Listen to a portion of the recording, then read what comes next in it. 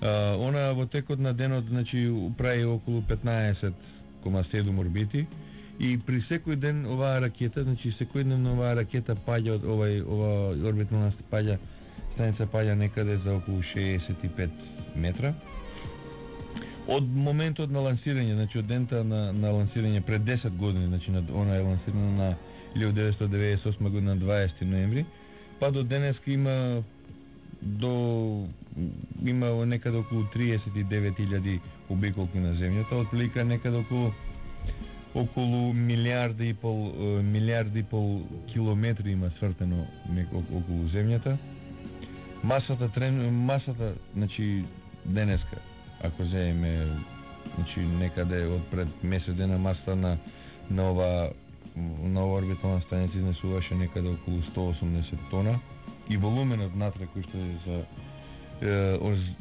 за живење е 425 метри кубни. Значи отприлика тоа е 20 метра, да речеме, на 2 метра и висина околу 2 метра и нешто. Значи отприлика на толкав дел се сместени тројца луѓе, а од 2009 година се планира ова орбитална станица да биде обезбедена, да биде во можност да прими и 6 луѓе. Меѓутоа, за тоа ќе треба да се допремат уште некои елементи да се залепат. Иначе основата на оваа ракета, нова орбитална станица е советската Зорја, значи која што беше лансирана пред 10 години и на неј се беа прикачени сите овие елементи кои што се Иначе као јазик кој што е официјален во оваа станица е англискиот јазик, меѓутоа за сите космонаути што пристигнуваат на нејзе, мислам не е обавезно, меѓутоа сите космонаути што доаѓаат го познаваат и рускиот јазик, затоа што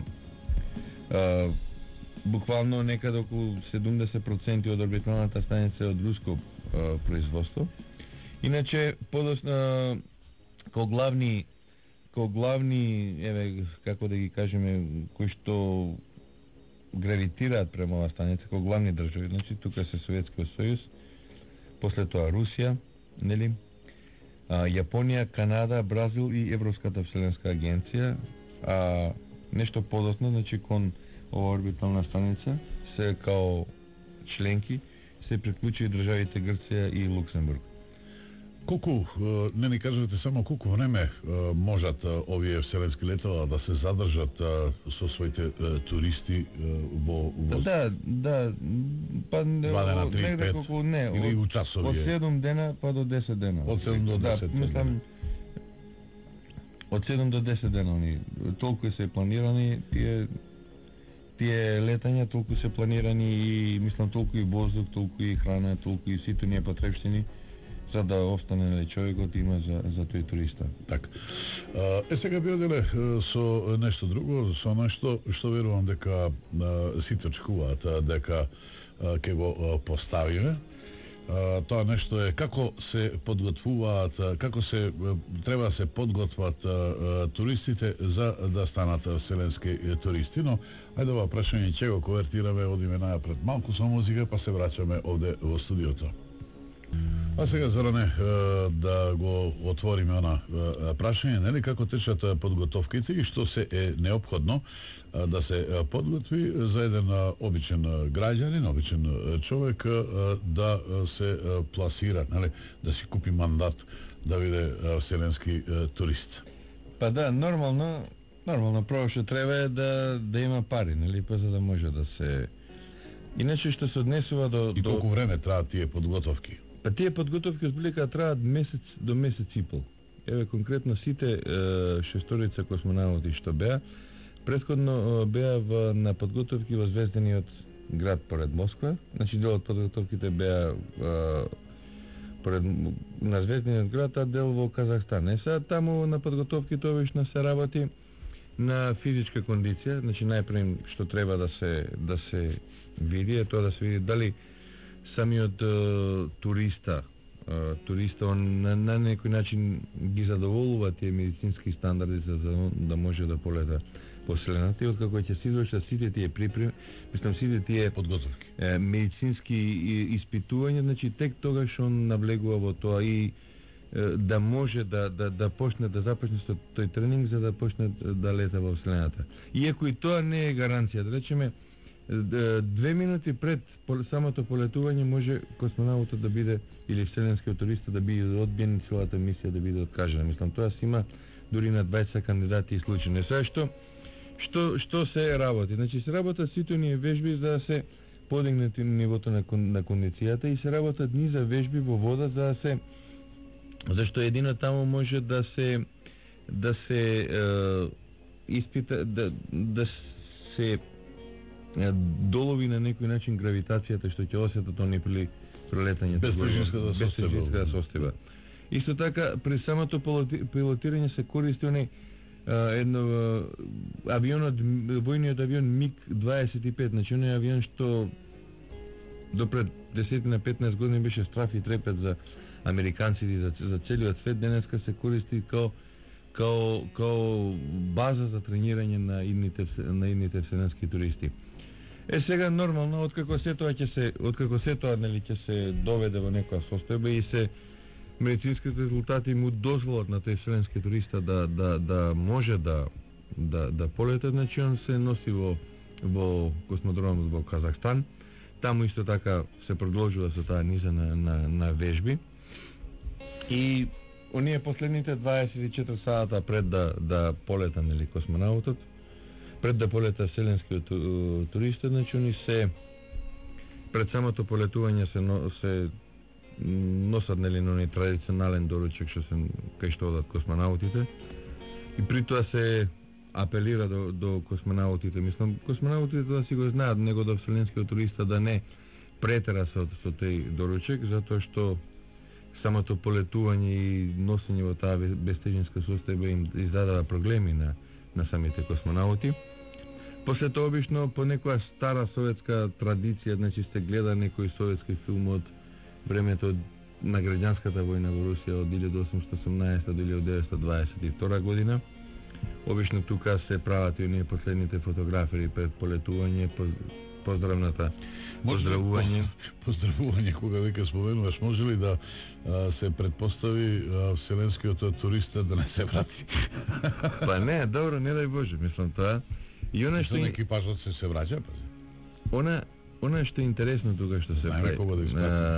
До местото кај што се лета, се носи со автобус. Значи двојцата пилоти, двојцата космонаути и туристот се носат со автобус и сега во еден момент автобусот застанува, пилотите и тројцата, значи излегуваат надвор од автобусот и уринираат на едно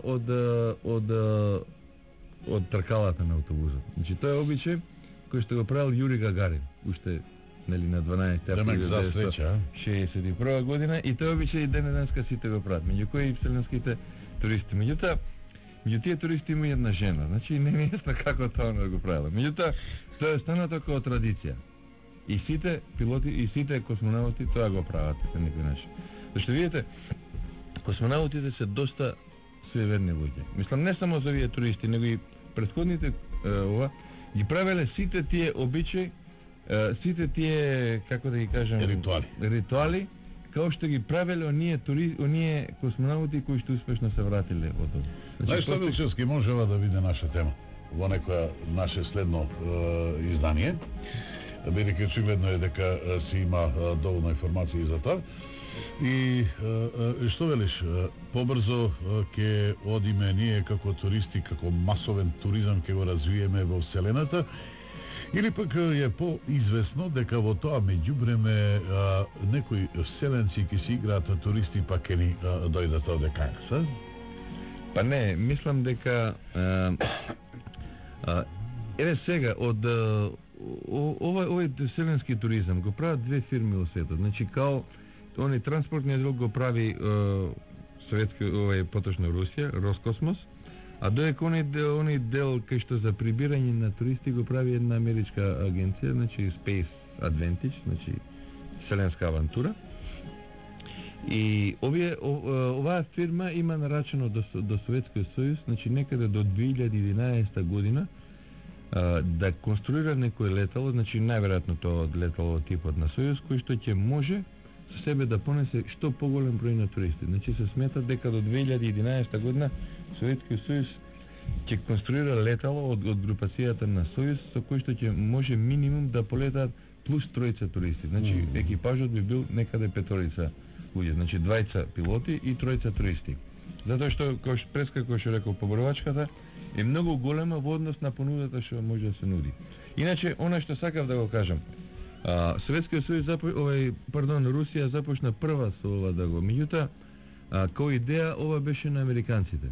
Меѓутоа таа нивна идеја многу неславно заврши за жал. 1986 година, значи во јануар месец, кога беше пратено леталото Space Shuttle, во него од 7 члени од екипаж, едната од жените, не ми текна со името, беше наставничка. И таа всушност беше као прв некој вселенски туриста во вселената неофицијално. Меѓутоа, за жал, таа мисија заврши онака трагично кој што заврши, нели, после неполна минута сите 7 членови го завршија трагично. И од тогаш НАСА, значи, на некој начин се олади од тој вселенски туризам и рече дека всушност они нема да се занимаваат со тој таков. Така да и при самото полетување на првиот вселенски туриста НАСА беше и такако против да тој полета во вселената. Може да се интересни последните 24 часа пред полетувањето на вселенскиот турист. Може да е интересно да кажеме дека првиот вселенски турист во вселената беше Денис Тито. Секако треба да кажеме и за преостанатите 5 четворица туристи и една жена. Да. Окей, но ајде, нека почека малку и таа работа. 23 и некои 3,5-4 минути, одиме со нашиот хит неделник напред, па се враќаме во студиото. Зоран Милчевски од Астрономското друштво во Скопје се уште наш гостин овде во нашето студио. Сигурно дека и темата е мощна и интересна и треба малку повеќе време. Она што го рековте во делот на подготовките од предно како се подготвуваат вселенските туристи за вселенско патување, ми се чини дека пропуштивме една многу значајна работа во тој систем од тренинзи спаѓа и е мощно значаен тренингот за примање на храна. Да, па видите, во безтежински услови. Да, нормално во безтежинска состојба. Са космонаутите што беа праќани негде ка 70-тите па и 80-тите години, они со себе пошто беа они праќани на неколку дена или на недела дена, со себе носеа апчиња, мислам такви некои специјално спремени за оваа намена. Меѓутоа, нели со самото софистицирање на леталата, со подобрување на условите, веќе денеска во орбиталните станици и самите космонаути веќе